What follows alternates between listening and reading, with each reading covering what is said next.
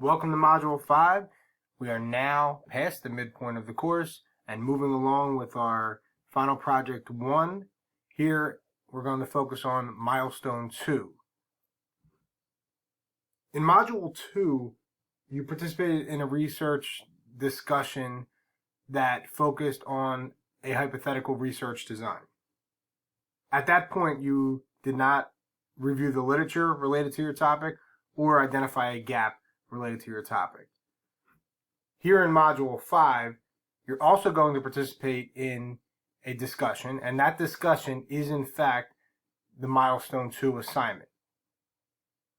However, now that you've reviewed the literature, the 5 studies related to your topic, you've identified a research gap, and developed a research question, you're going to elaborate or modify or completely change the post that you presented in Module 2.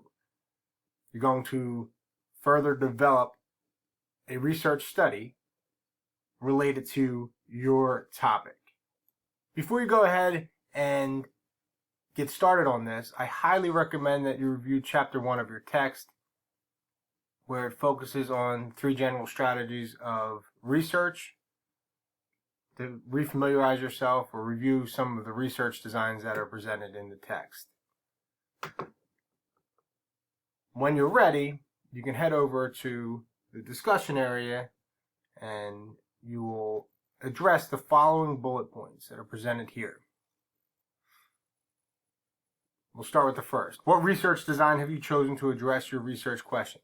So keep in mind that the question you developed in Module 4 will be the question that guides your study. Your goal is to answer that one research question. You're going to develop a study in order to do that, and this is what research scientists do. You're going to explain your reason for choosing it, why that research design over others. Why is it appropriate to your question? For example, if you're looking for an association between 2 variables, well, then a correlation would make sense. I'm just going to explain that. The next bullet, you're going to touch on how your research design differs from the Module 2 discussion. So at this point, you obviously have more information, so you're going to discuss that and address this bullet. What new elements are you adding based on the research gap that you identified in Module 4? What new information have you learned or have you reconsidered after your participation and work on the research gap worksheet? The following bullet, how will your research design be implemented? Remember, the sky is the limit because this is a hypothetical study, assuming you have the availability of participants and all the resources at your disposal. How would you implement this study? How would you carry it out? And then the last question, the last bullet is very important. How will you account for any issues of ethics in your proposed research question?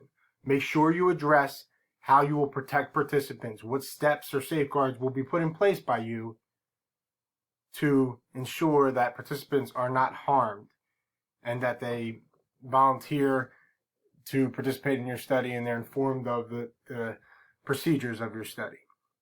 Be sure to address ethics in your research design. So your initial post is due by 11:59 your local time on Thursday, and what's expected is that you post 1 to 2 solid, coherent paragraphs that address the bullet points above. When you respond to 2 classmates, and this will be due by Sunday at midnight your local time, be sure to discuss the advantages and disadvantages of the research design that your peer selected. If you have any questions, feel free to email me and I'll get back to you as soon as possible. Good luck.